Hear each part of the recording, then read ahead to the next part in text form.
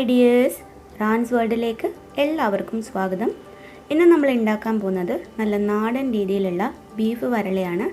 അപ്പോൾ അതെങ്ങനെ ഉണ്ടാക്കുന്നതെന്ന് നോക്കാം. അതിന് വേണ്ടിയിട്ട് ഞാനിപ്പോൾ ഇവിടെ 1 കിലോ ബീഫ് എടുത്ത് വെച്ചിട്ടുണ്ട്. എല്ലോട് കൂടിയുള്ള ബീഫാണ് കേട്ടോ എടുത്തിട്ടുള്ളത്. അപ്പോൾ അതിലോട്ട് നമ്മൾക്ക് 2 ടീസ്പൂൺ മുളക് പൊടി ചേർത്ത് കൊടുക്കാം കേട്ടോ. അപ്പം ഞാൻ ചേർത്ത് കൊടുത്തിട്ടുണ്ട്. ഇനി ഇതിലോട്ട് 1/4 ടീസ്പൂൺ മഞ്ഞൾപ്പൊടി ചേർത്ത് കൊടുക്കാം. അതും ഞാൻ ചേർത്ത് കൊടുത്തിട്ടുണ്ട്. ഇനി നമുക്ക് ഇതിലോട്ട് ഉപ്പ് ആഡ് ചെയ്ത് കൊടുക്കാം കേട്ടോ. ആവശ്യത്തിനുള്ള ഉപ്പ് ആഡ് ചെയ്ത് കൊടുക്കാം. ഉപ്പും ആഡ് ചെയ്ത് കൊടുത്തിട്ടുണ്ട്. ഇനി ഇതിലോട്ട് നമ്മൾക്ക് ഒരു തണ്ട് കറിവേപ്പില ഇട്ട് കൊടുക്കാം. ഇനി നമുക്കിത് നല്ല പോലെ ഒന്ന് മിക്സ് ചെയ്തെടുക്കാം കേട്ടോ. ഇതിപ്പോൾ ഞാൻ നല്ല പോലെ ഒന്ന് മിക്സ് ചെയ്ത് കൊടുത്തിട്ടുണ്ട്. ഇനി നമുക്ക് ഇതിലോട്ട് ഒരു 1/2 ഗ്ലാസ് വെള്ളം കൂടി ചേർത്തിട്ട് ഇത് നല്ല പോലെ ഒന്ന് കുക്ക് ചെയ്തെടുക്കാം. എത്ര വിസിലാണോ നിങ്ങൾക്ക് ബീഫ് കുക്ക് ചെയ്യാൻ ആവശ്യമുള്ളത് നോക്കിയിട്ട് അതിനനുസരിച്ചിട്ട് കുക്ക് ചെയ്ത് കൊടുക്കാം. ഇതിൽ ഞാൻ വെള്ളം ചേർത്ത് കൊടുത്തിട്ടുണ്ട്. ഇനി നമുക്കിത് അടച്ചു വെച്ചിട്ട് കുക്ക് ചെയ്തെടുക്കാം കേട്ടോ.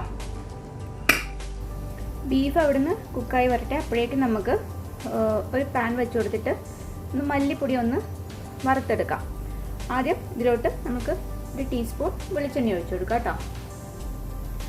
വളരെ ലോ ഫ്ലെയിമിൽ വെച്ചിട്ടാണ് നമ്മളിത് വറുത്തെടുക്കാൻ പോകുന്നത്.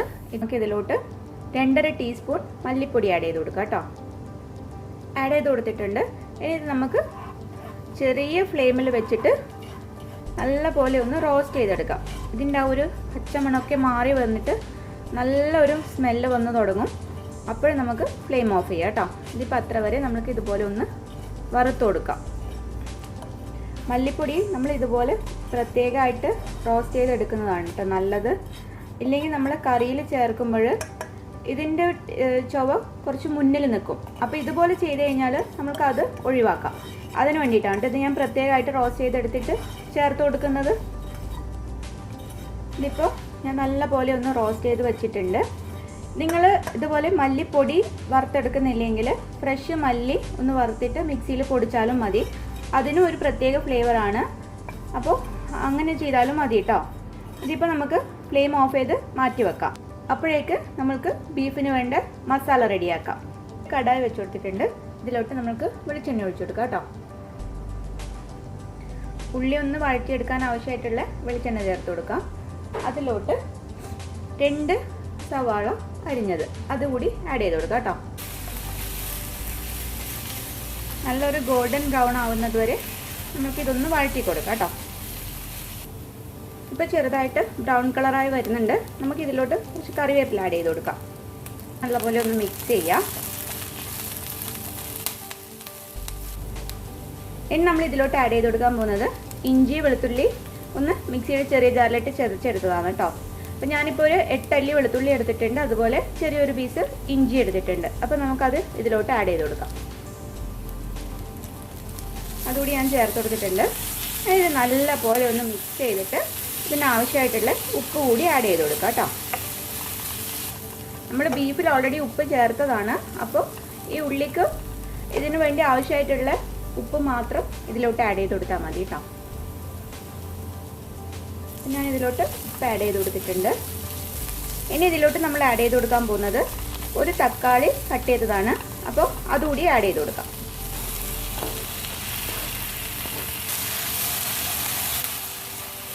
ഈ തക്കാളി ഇതിൽ കിടന്ന് നല്ല പോലെ ഒന്ന് കുക്കാവട്ടെ. അപ്പോൾ നമുക്ക് ലോ ഫ്ലെയിമിൽ വെച്ചിട്ട് ഇതൊന്ന് അടച്ചു വെച്ചിട്ട് കുക്ക് ചെയ്തെടുക്കാം കേട്ടോ.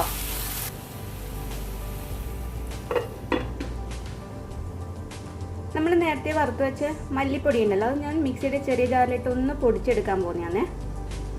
ഞാനിപ്പോൾ പൊടിച്ച് വെച്ചിട്ടുണ്ട്. ഇനി നമ്മൾക്ക് തക്കാളി കുക്കായോ എന്ന് നോക്കാം. തക്കാളി ഇവിടെ കുക്കായി വന്നിട്ടുണ്ട്. അപ്പോൾ നമുക്ക് നല്ല പോലെ ഒന്ന് മിക്സ് ചെയ്തിട്ട് ഇതിനാവശ്യമായിട്ടുള്ള പൊടികൾ ആഡ് ചെയ്ത് കൊടുക്കാം. ഇതിലോട്ട് ആദ്യം നമ്മൾ ആഡ് ചെയ്ത് കൊടുക്കാൻ പോകുന്നത് പെപ്പർ പൗഡറാണ്. അത് 1/2 ടീസ്പൂൺ വെച്ച് ചേർത്ത് കൊടുക്കാം.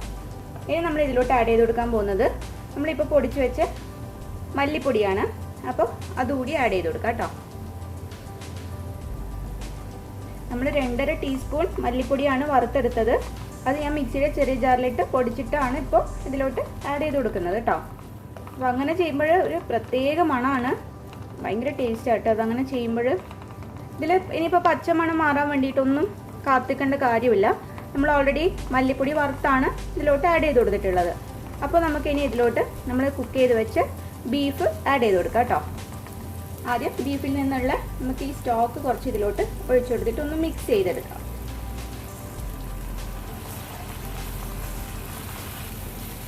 ഇത് നല്ലപോലെ ഒന്ന് മിക്സ് ചെയ്തതിന് ശേഷം നമുക്ക് ബീഫോട് കൂടി ചേർത്ത് കൊടുക്കാം കേട്ടോ. ഞാനിത് കംപ്ലീറ്റ് ആയിട്ട് ചേർത്ത് കൊടുക്കാൻ പോവാണ്. ഇതിപ്പോൾ ഞാൻ ബീഫ് കംപ്ലീറ്റ് ആയിട്ട് ചേർത്ത് കൊടുത്തിട്ടുണ്ട്. ഇനി നമ്മൾ ഇതിലോട്ട് ചേർക്കാൻ പോകുന്നത് 2 പച്ചമുളക് കട്ട് ചെയ്തതാണ്. അതുകൂടി ഇതിലോട്ട് ആഡ് ചെയ്ത് കൊടുക്കാം. ഇനി ഇത് നമുക്ക് നല്ല പോലെ ഒന്ന് മിക്സ് ചെയ്തെടുക്കാം. ഇനി നമ്മൾ വരട്ടിയെടുക്കുന്നതിലാണ് ടേസ്റ്റ് വരുന്നത് കേട്ടോ. ഇതിപ്പോൾ എല്ലാം കുക്കായിട്ടുണ്ട്. പക്ഷേ ഇനി നമ്മളിത് നല്ല പോലെ ഒന്ന് വരട്ടി എടുക്കണം. എങ്കിൽ മാത്രമേ നമുക്ക് കറക്റ്റ് ആ ഒരു നല്ല ടേസ്റ്റിൽ കിട്ടുള്ളൂ. ഇതിപ്പോൾ വേണമെങ്കിൽ നമുക്ക് ഇങ്ങനെ വേണമെങ്കിലും കഴിക്കാം, നല്ല ടേസ്റ്റാണ്. പക്ഷെ ഞാൻ ഉണ്ടാക്കുന്നത് ബീഫ് വരളയാണ്. അപ്പോൾ നമുക്കിത് നല്ല പോലെ ഒന്ന് വരട്ടിയെടുക്കണം. അപ്പോൾ നിങ്ങളടുത്ത് ഇരുമ്പിൻ്റെ ചീനച്ചട്ടി ഉണ്ടെങ്കിൽ അതിലിട്ടിട്ട് മിക്സ് ചെയ്തെടുക്കുമ്പോഴാണ് നല്ല കറക്റ്റ് ടേസ്റ്റ് വരുന്നത്. നമുക്കിത് ഇനി ഒരു മീഡിയം ഫ്ലെയിമിൽ വെച്ചിട്ട് നല്ല പോലെ ഒന്ന് വരട്ടിയെടുക്കാം. ആ വരട്ടിയെടുക്കലാണ് കേട്ടോ ഇതിൻ്റെ ടേസ്റ്റ് ഇരിക്കുന്നത്. അപ്പോൾ ഇത് ചെറുതായിട്ടൊന്ന് വറ്റി വരട്ടെ. അതിനുശേഷം നമുക്ക് വീണ്ടും ഇതിലോട്ട് കുറച്ച് പച്ച വെളിച്ചെണ്ണ നനച്ചു കൊടുക്കാം. എന്നിട്ട് കറിവേപ്പില കൂടി ചേർത്തിട്ട് വീണ്ടും ഒന്ന് വരട്ടിയെടുക്കണം. ഇപ്പം തന്നെ നല്ല മണം വരുന്നുണ്ട്. ഇനി ഇതിലോട്ട് പച്ച വെളിച്ചെണ്ണയും കറിവേപ്പിലയൊക്കെ ചേർത്ത് കൊടുക്കുമ്പോൾ കിട്ടില്ല മണം വരും. അതേപോലെ തന്നെ സൂപ്പർ ടേസ്റ്റാണ് കേട്ടോ ഇത്. ഞാനിപ്പോൾ ഇതിൽ പറഞ്ഞ കാര്യങ്ങളൊക്കെ അതുപോലെ തന്നെ ഫോളോ ചെയ്ത് നോക്ക്. ഇപ്പോൾ ചെറുതായിട്ടൊന്ന് വറ്റി വരുന്നുണ്ട്. സൈഡൊക്കെ നോക്ക്, കട്ടിയായി തുടങ്ങിയിട്ടുണ്ട്. അപ്പോൾ നമ്മൾ ഇനി ഇതിലോട്ട് വെളിച്ചെണ്ണ ഒഴിച്ചു കൊടുക്കാം. കുറച്ചൊന്ന് നനച്ചു കൊടുത്താൽ മതി കേട്ടോ. ഇപ്പം ഞാൻ വെളിച്ചെണ്ണ ഒഴിച്ചു കൊടുക്കുന്നുണ്ട്.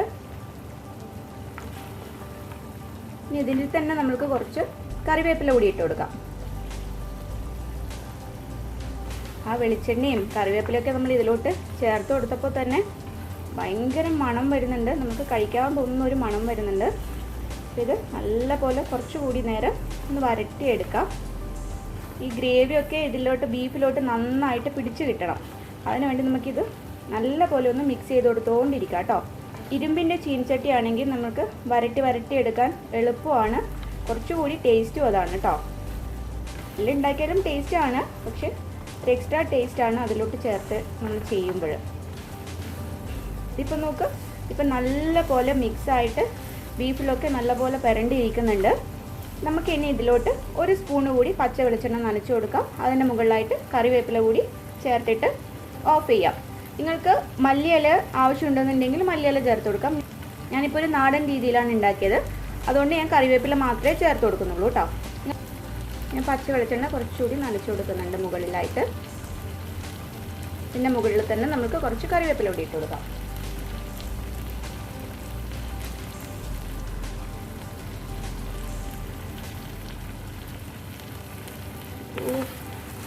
ഒരു രക്ഷയില്ല കേട്ടോ. അപ്പോൾ നമുക്ക് ഫ്ലെയിം ഓഫ് ചെയ്ത് കൊടുക്കാം. അപ്പോൾ നമ്മുടെ ബീഫ് റോസ്റ്റ് റെഡി ആയിട്ടുണ്ട്. നമുക്ക് പറഞ്ഞറിയിക്കാൻ പറ്റാതെ അത്രയും ടേസ്റ്റാണ്. നിങ്ങൾ തീർച്ചയായിട്ടും ഒന്ന് ട്രൈ ചെയ്ത് നോക്കണം. നല്ല ചൂട് പൊറോട്ടയുടെ കൂടെയോ അല്ലെങ്കിൽ നല്ല ചൂട് നെയ്ച്ചോറിൻ്റെ കൂടെയൊക്കെ കഴിച്ചാൽ കിടിലൻ ടേസ്റ്റ് ആയിരിക്കും. അപ്പോൾ എല്ലാവരും ഒന്ന് ട്രൈ ചെയ്ത് നോക്കുക. ഇഷ്ടമായിട്ടുണ്ടെങ്കിൽ ലൈക്ക് ചെയ്യുക. അതുപോലെ സബ്സ്ക്രൈബ് ചെയ്യാത്തവർ ഒന്ന് സബ്സ്ക്രൈബ് ചെയ്ത് സപ്പോർട്ട് ചെയ്യുക. പിന്നെ എന്താണ് നിങ്ങളുടെ അഭിപ്രായം അത് കമൻസ് വഴി അറിയിക്കുക.